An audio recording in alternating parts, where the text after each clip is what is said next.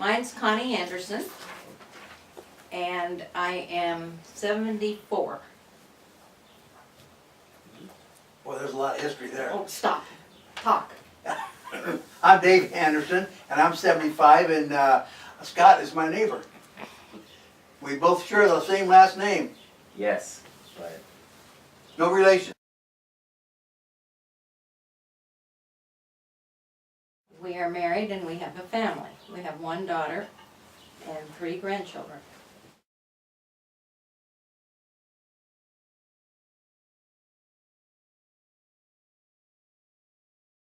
No. No. and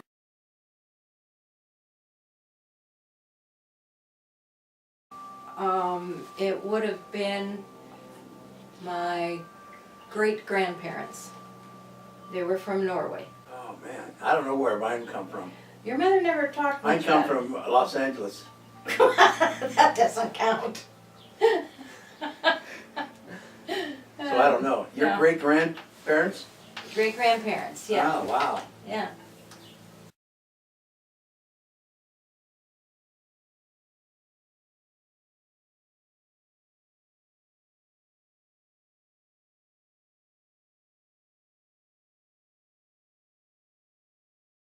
All of them? I can, How many do you want? can, Most significant Most is significant. one. Wow, gosh, there's been so many. You can just list them off, that's even Okay, better. Kennedy being shot.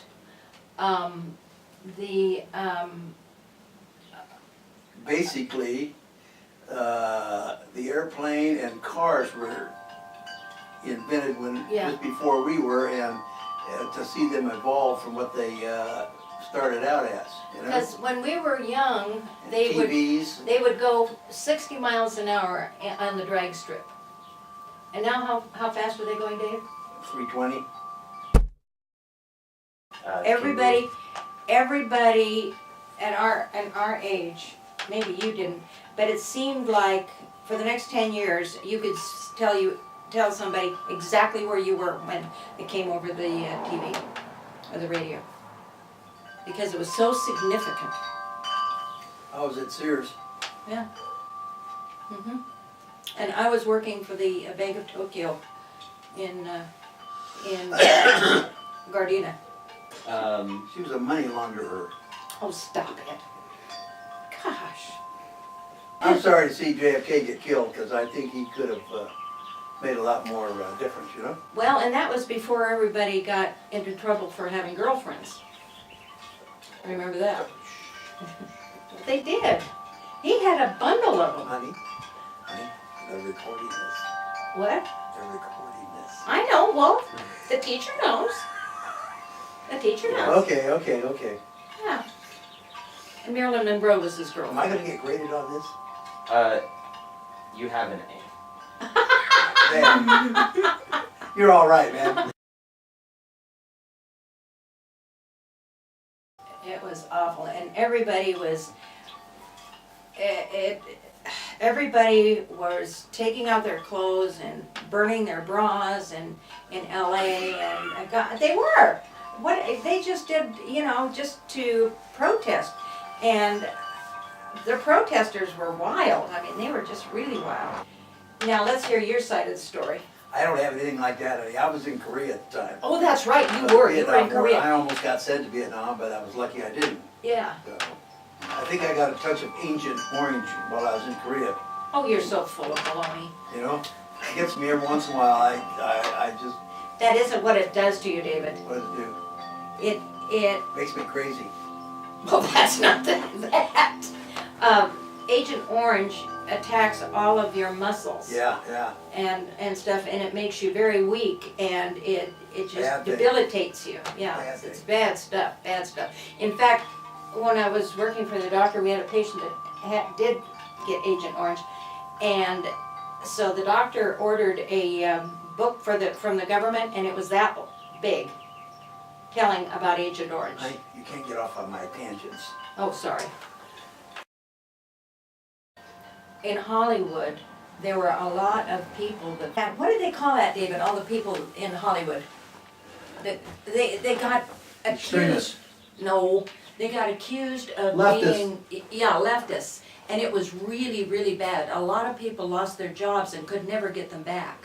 You know, it was really, people just went after them, you know, the biggies in Hollywood and stuff, and that was a bad thing.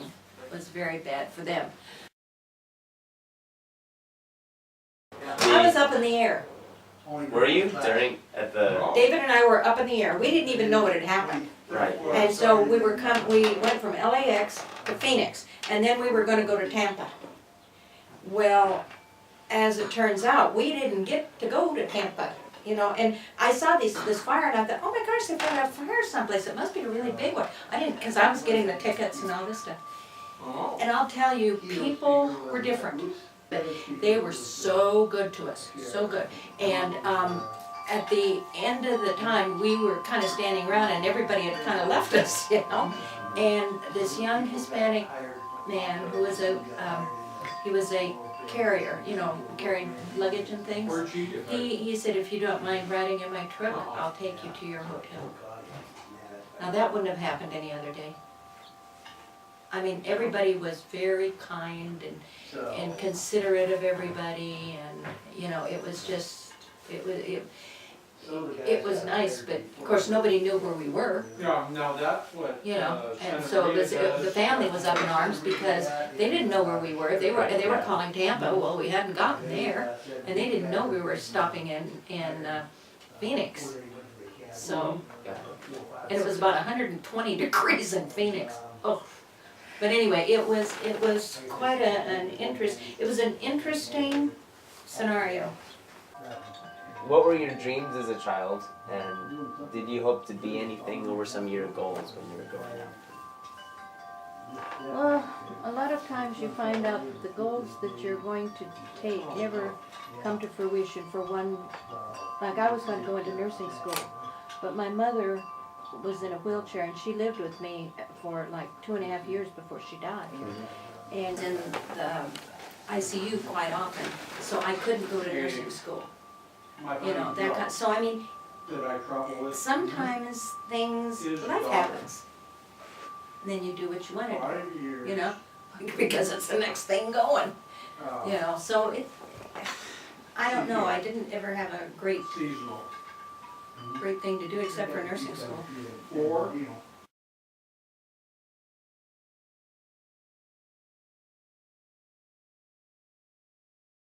Love your family.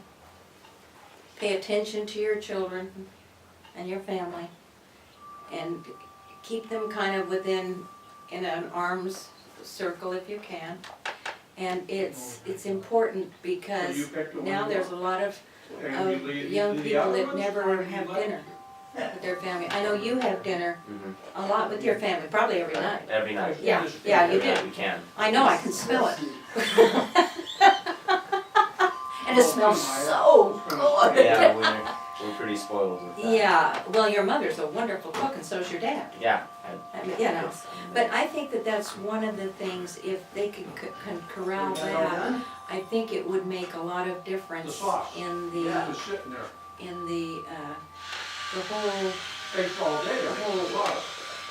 I can't think of the words anymore, I'm too old. If you can keep the families close and loving each other, I think it would make a lot of difference in the whole world. Oh. I really do.